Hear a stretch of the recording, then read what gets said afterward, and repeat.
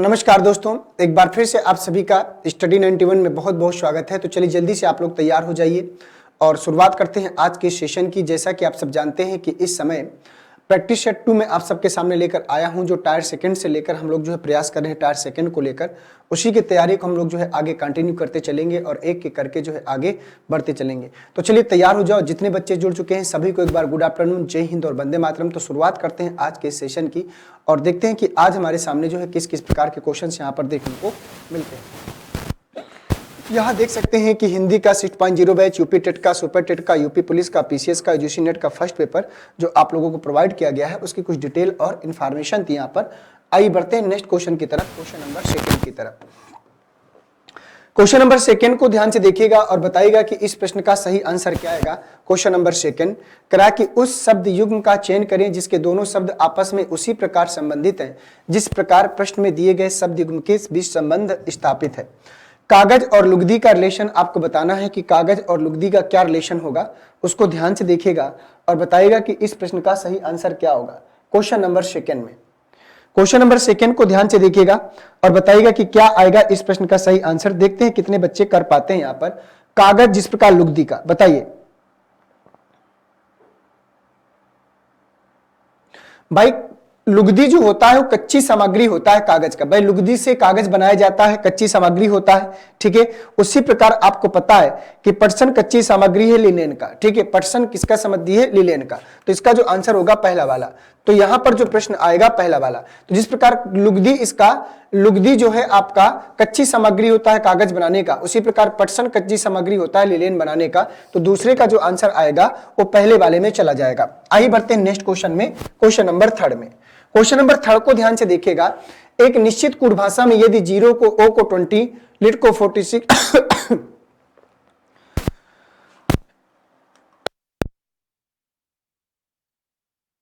Lit को 46 है तो उसी कूट भाषा में पिक को किस प्रकार लिखा जाएगा ये आपको बताना है। तो बताइए कि क्या आएगा इस प्रश्न का सही आंसर।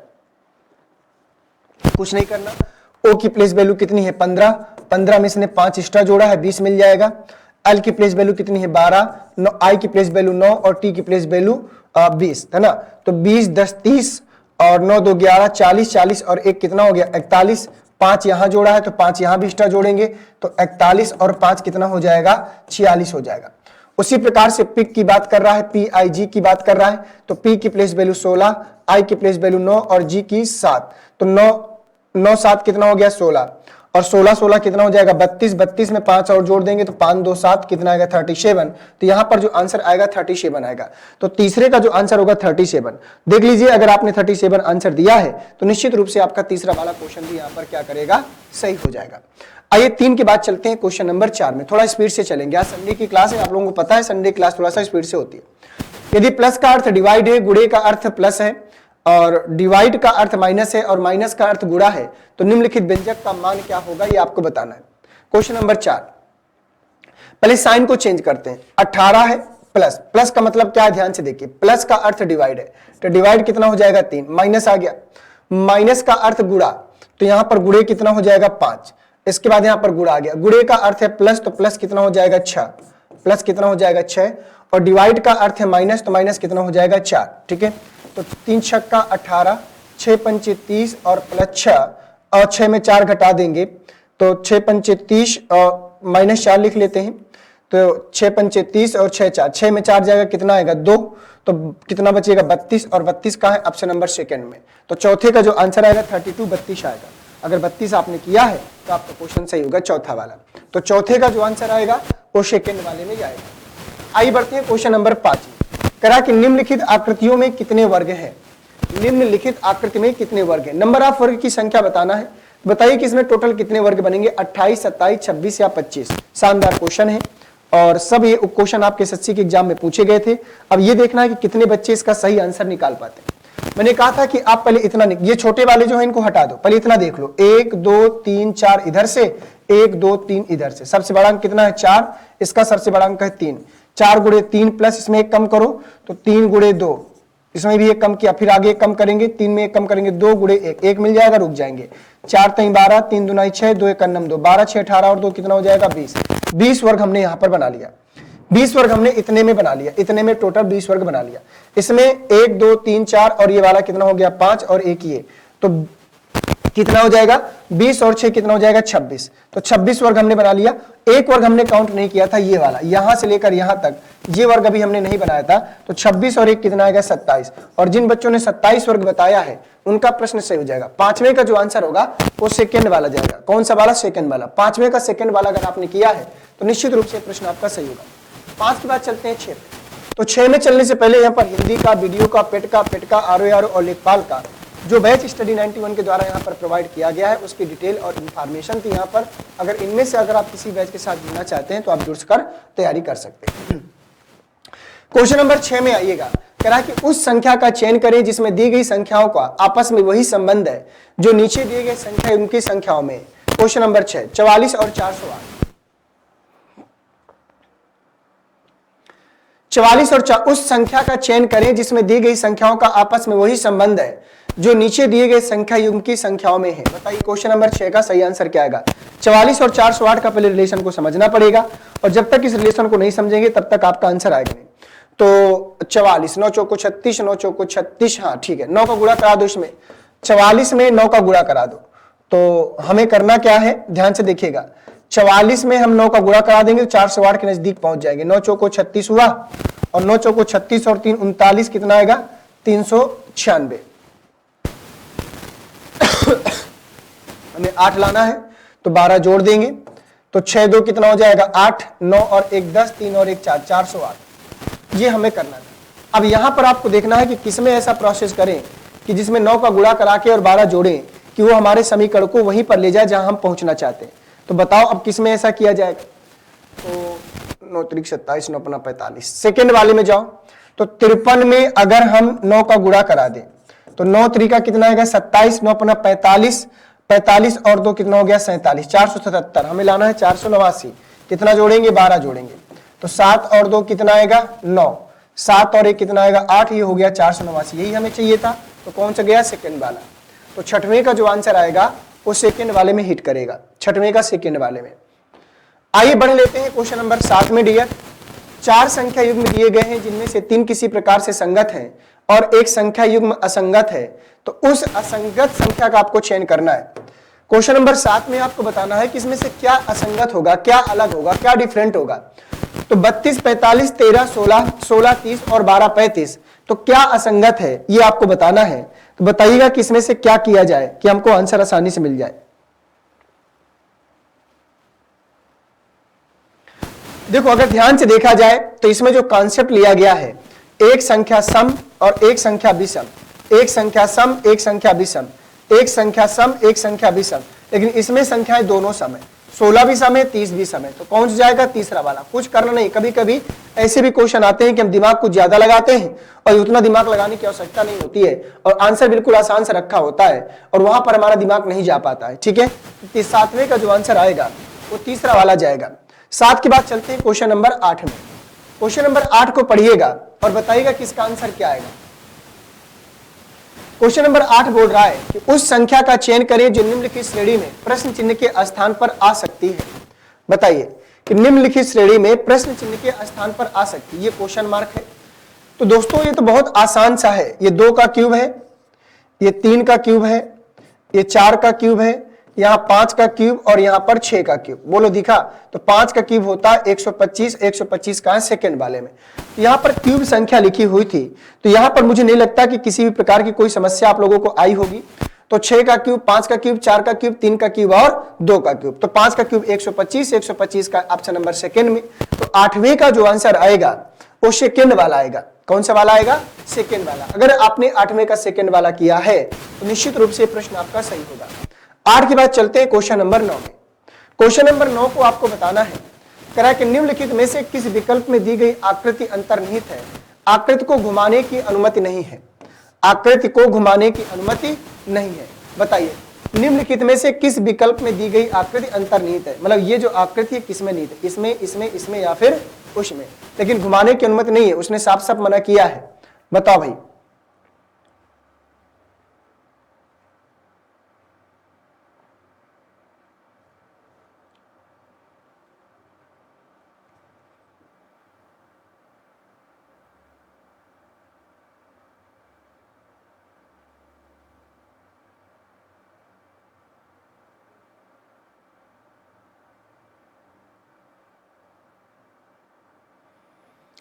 1 में जाएगा, 2 में जाएगा, 3 में जाएगा या फिर 4 में जाएगा?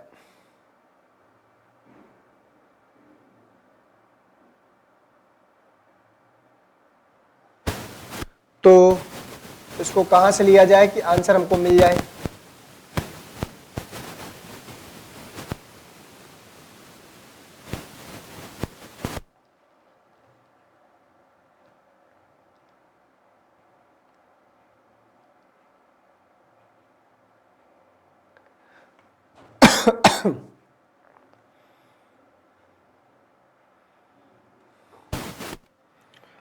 ये हो जाएगा, इसमें जाएगा, ये, फिर ये, फिर ये, फिर ये, तीसरे वाले में जाएगा।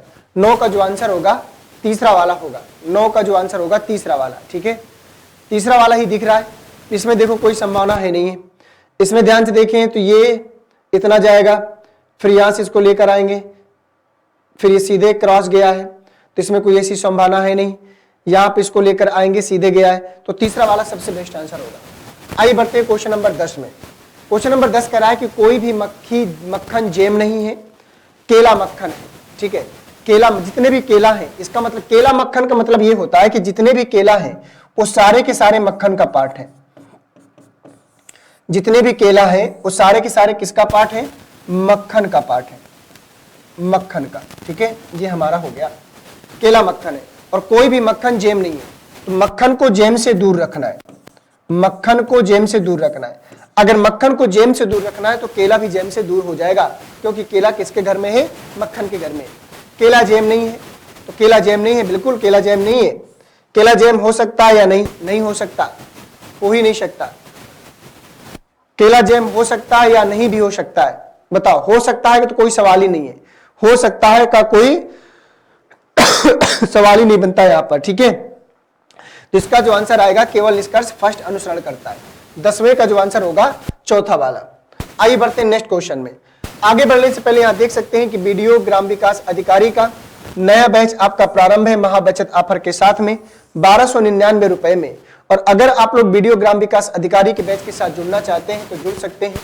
चलते हैं क्वेश्चन नंबर 11 में। अक्षरों के उस संयोजन का चयन करें जो निम्नलिखित अक्षर श्रृंखला में दिए गए रिक्त स्थानों में क्रमिक रूप से रखे जाने पर श्रृंखला को पूरा करेगी। तो बताइए क्वेश्चन नंबर 11 में कि कौन सा है जो इस श्रृंखला को पूरा करेगी। तो देखते हैं क्वेश्चन नंबर 11 का आंसर कितने बच्चे यहां पर कर पाते हैं।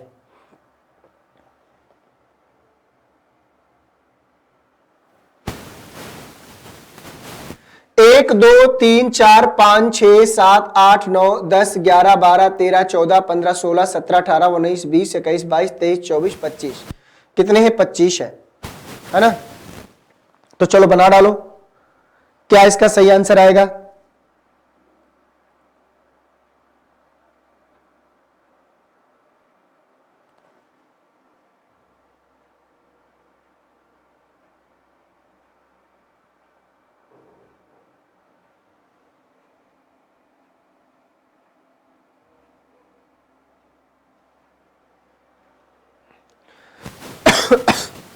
एक, दो, तीन, चार,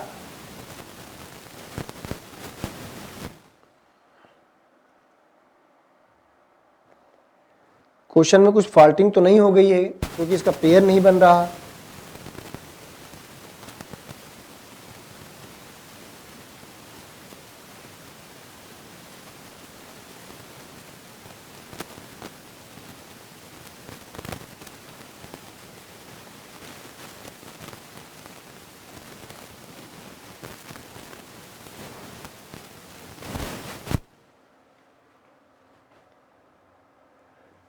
इसमें एक नहीं होना चाहिए था, तो 1, 2, 3, 4, 1, 2, 3, 4, यहां से भी गड़बड़ हो जाएगा।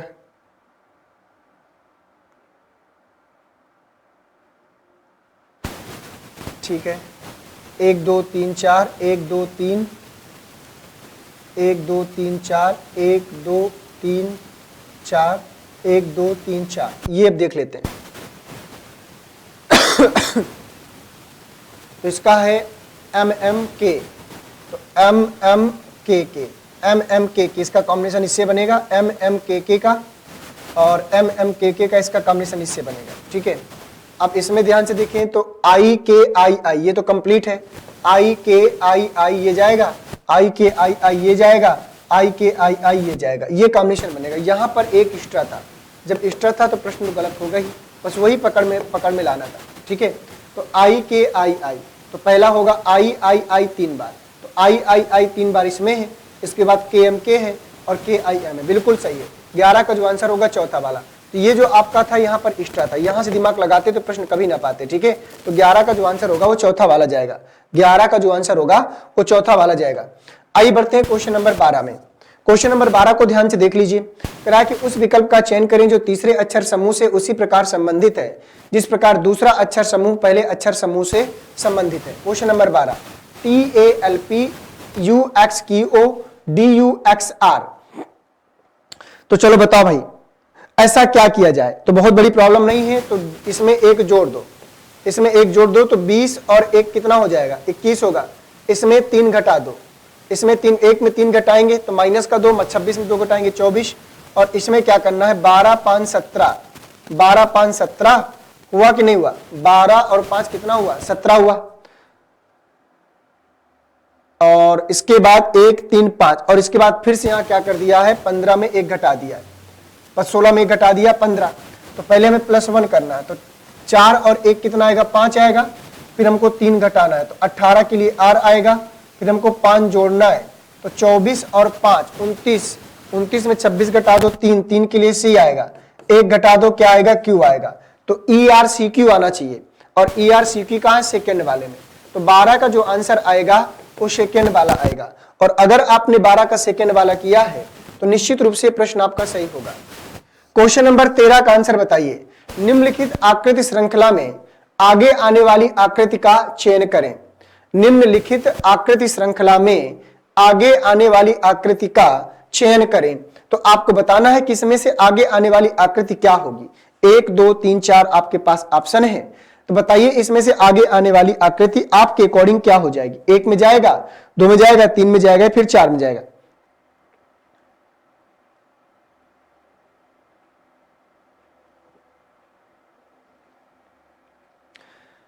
तो बताओ भाई क्या आएगा इसका सही आंसर। देखते हैं कितने बच्चे कर पाते हैं।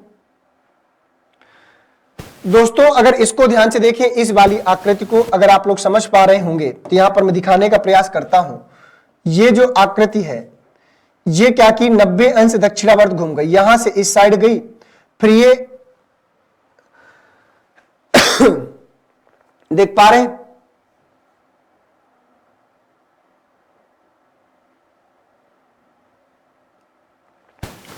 अब इसके बाद ये आकृति जो है अपोजिट हो जाती, ये वाली आकृति क्या हो गई अपने अपोजिट हो गई।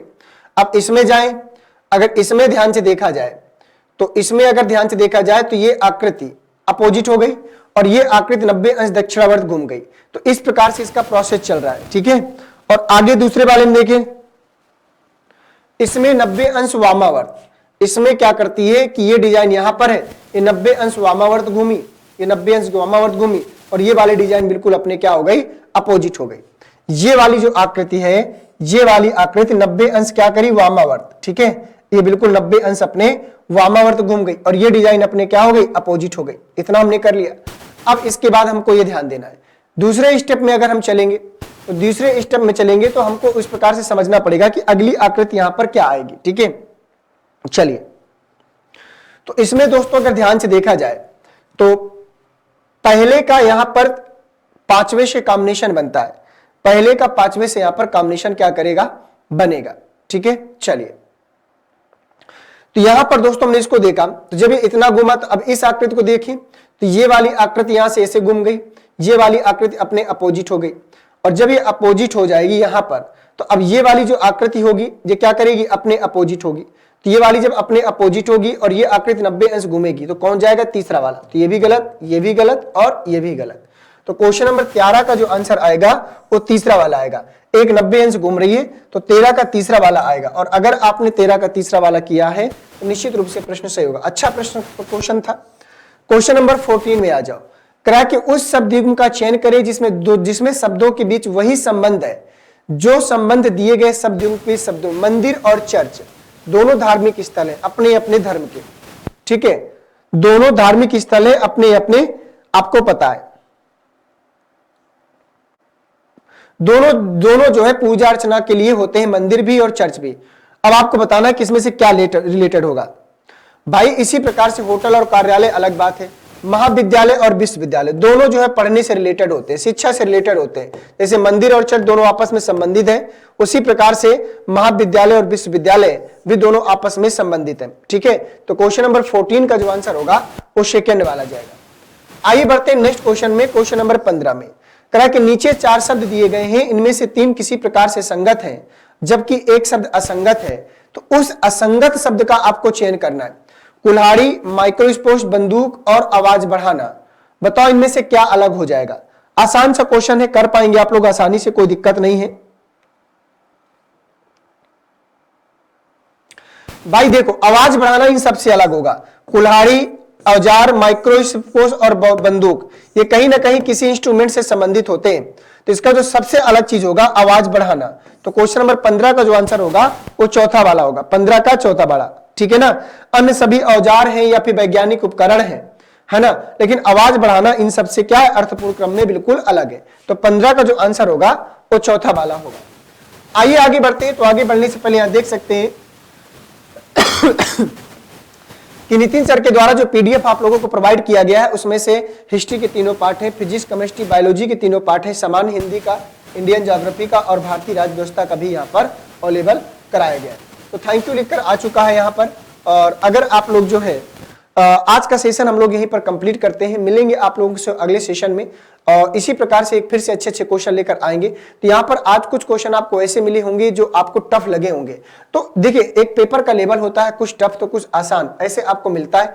जो टफ होंगे अगर उन्हीं में से अगर आप क्वेश्चन 2-3 करके आते हो तभी आप कुछ अलग दिखते हो, नहीं तो भी सबकी भीड़ में आप भी गुम हो जाते हो और सिलेक्शन नहीं हो पाता। तो कुछ अलग करने का प्रयास आपको करना होगा। ठीक है, थैंक यू सभी को, नमस्कार, जय हिंद, वंदे मातरम।